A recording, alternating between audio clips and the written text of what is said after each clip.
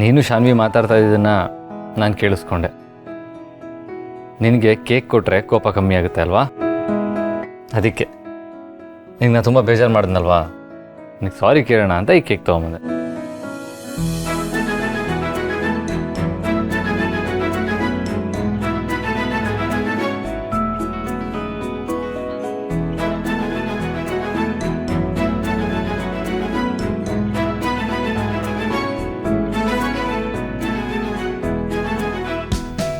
I am ಸಾರಿ.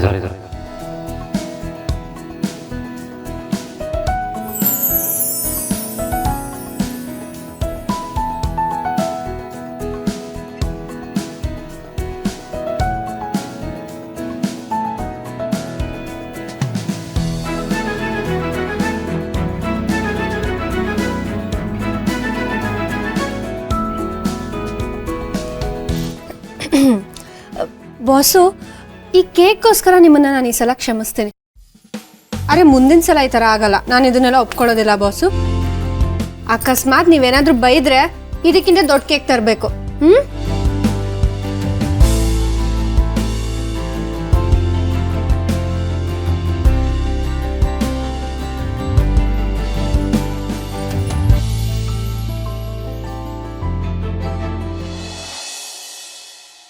ಇಡೀ ದಿನ ನೀನು ದುರ್ಗನ ಹಿಂಬಾಲಿಸಿದ್ಯಾ.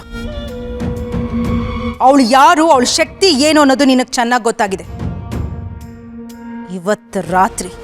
ಇವತ್ತು ರಾತ್ರಿನೇ ದುರ್ಗನ್ ಪಾಲ್ಗೆ ಕೊನೆ ರಾತ್ರಿ ಆಗಿರ್ಬೇಕು. ಹೋಗು, ಹೇಗಾದ್ರೂ ಮಾಡಿ ಅವಳನ್ನ ಕೊಂದು ಹಾಕಬಾ.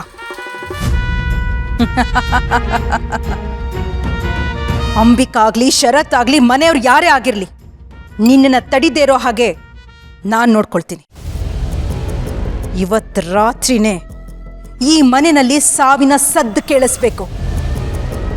ಕತ್ಲಲ್ಲಿ ನಿನ್ನನ್ನು ಗುರುತಿಸೋದಕ್ಕೆ ಯಾರಿಂದನೂ ಸಾಧ್ಯ ಆಗೋದಿಲ್ಲ. ಹೋಗು, ಬೇಗ ಕೆಲಸ ಮುಗಿಸ್ಕೊಂಡು ಬಾ.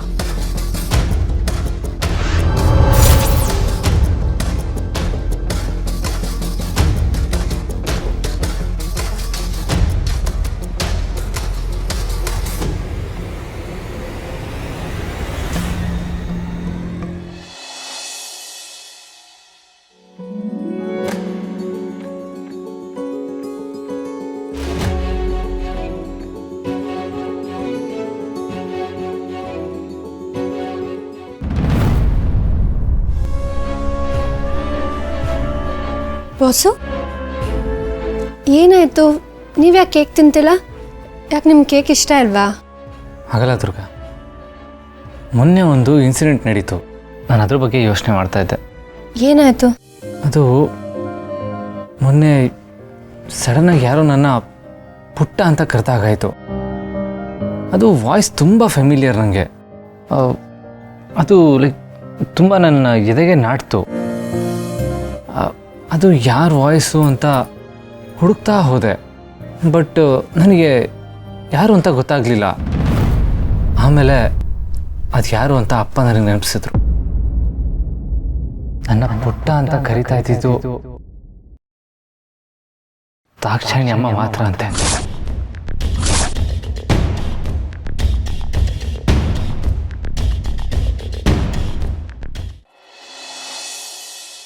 ಅಮ್ಮನ ಬಗ್ಗೆ ನನಗೆ ಸರಿಯಾಗಿ ಏನೂ ನೆನಪಿಲ್ಲ ದುರ್ಗ. ಆದರೆ ಒಂದು ಮಾತ್ರ ನಂಗೆ ಸರಿಯಾಗಿ ನೆನಪಿದೆ. ನನ್ನ ಪ್ರತಿ ಬರ್ಡೇಗೆ ಅಮ್ಮ ಕೇಕ್ ಮಾಡ್ತಾಯಿದ್ರು.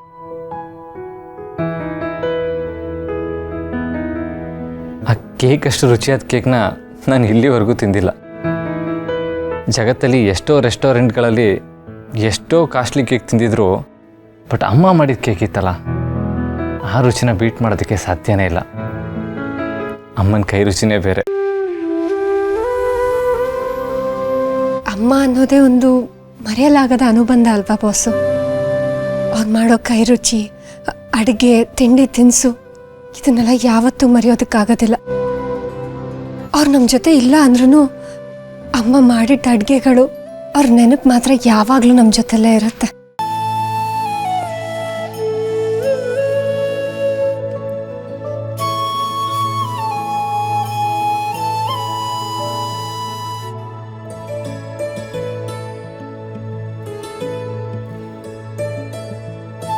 ನಿಮ್ಮ ಅಮ್ಮ ನೆನಪಲ್ಲಿ ಇದೊಂದು ಚಿಕ್ಕ ಕೇಕ್ ತಿಂತೀರಾ?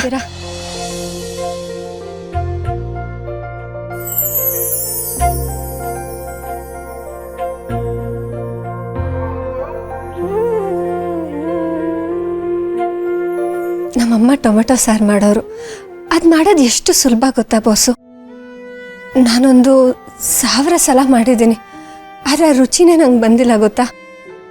ಅದೇನೋ ಹೇಳ್ತಾರಲ್ಲ, ಅಮ್ಮಂದ್ರು ಮಾಡೋ ಕೈ ಅಡುಗೆಯಲ್ಲಿ ಪ್ರೀತಿ ವಾತ್ಸಲ್ಯ ಏನೋ ಮ್ಯಾಜಿಕ್ ಇರುತ್ತೆ ಅಂತ. ಅದು ನಿಜ ಬಾಸು. ಅದು ಅವ್ರು ಬಿಟ್ಟರೆ ಬೇರೆ ಇನ್ಯಾರ ಪ್ರೀತಿ ಕೊಟ್ರು ಅವ್ರ ಪ್ರೀತಿಗೆ ಸರಿಸಾಟಿ ಅನ್ನೋದೇ ಇಲ್ಲ. ನಿಜ ದುರ್ಗಾ, ಮಾಳವಿಕಾ ಅಮ್ಮ ಅಂದರೆ ನನಗೆ ಅಷ್ಟಕ್ಕಷ್ಟೇ ಅಂತ ಏನಿಲ್ಲ, ಅವರಂದ್ರೂ ತುಂಬ ಇಷ್ಟನೇ. ಅವ್ರನ್ನ ಸ್ವಂತ ಮಗನಷ್ಟು ಪ್ರೀತಿ ಕೊಟ್ಟು ಬೆಳೆಸಿದ್ದಾರೆ. ನನ್ನ ತಪ್ಪುಗಳನ್ನ ತಿದ್ದಿ ಬೆಳೆಸಿದ್ದಾರೆ. ಅವರು ತನ್ನ ರಕ್ತ ಹಂಚ್ಕೊಂಡಿರೋ ಒಂದು ಮಗು ಬೇಕು ಅಂತ ಯಾವತ್ತೂ ಯೋಚನೆ ಮಾಡಿಲ್ಲ.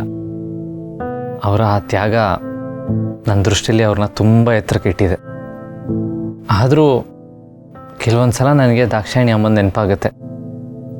ಅಪ್ಪ ಅವಾಗವಾಗ ಹೇಳ್ತಾ ಇರ್ತಾರೆ, ನಿಮ್ಮಮ್ಮ ತುಂಬ ಬುದ್ಧಿವಂತೆ ಆಗಿದ್ರು, ನಿನ್ನ ಶಾನ್ವಿನ ತುಂಬ ಪ್ರೀತಿ ಮಾಡ್ತಾಯಿದ್ರು, ತುಂಬ ಜನಕ್ಕೆ ಸಹಾಯ ಮಾಡ್ತಾಯಿದ್ರು, ಅವ್ರು ಕಂಡ್ರೆ ಎಲ್ರಿಗೂ ಇಷ್ಟ ಅಂತ. ಇದನ್ನೆಲ್ಲ ಕೇಳಿಸ್ಕೊಂಡಾಗ ನನಗೂ ಅನಿಸುತ್ತೆ, ಒಂದೇ ಒಂದು ಸಲ ಅಮ್ಮನ ನೋಡೋ ಅವಕಾಶ ಸಿಗಬಾರ್ದಾ ಅಂತ. ತಾಯಿನ ಕಳ್ಕೊಂಡಿರೋ ನೋವೇನು ಅಂತ ನಂಗೆ ತುಂಬ ಚೆನ್ನಾಗಿ ಅರ್ಥ ಆಗುತ್ತೆ ಬೋಸು. ಥ್ಯಾಂಕ್ಸ್ ದುರ್ಗಾ.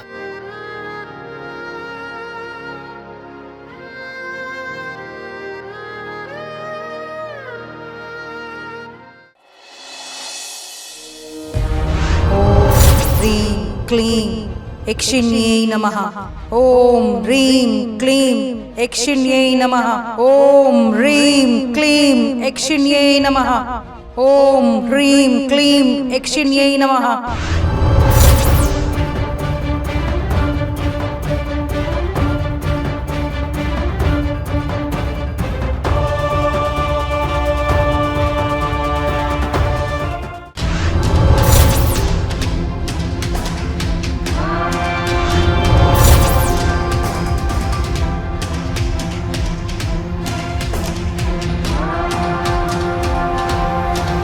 ದುರ್ಗಾ ಅಕ್ಕ, ಏನಾಯ್ತು? ದುರ್ಗಾ ಪ್ಲೀಸ್.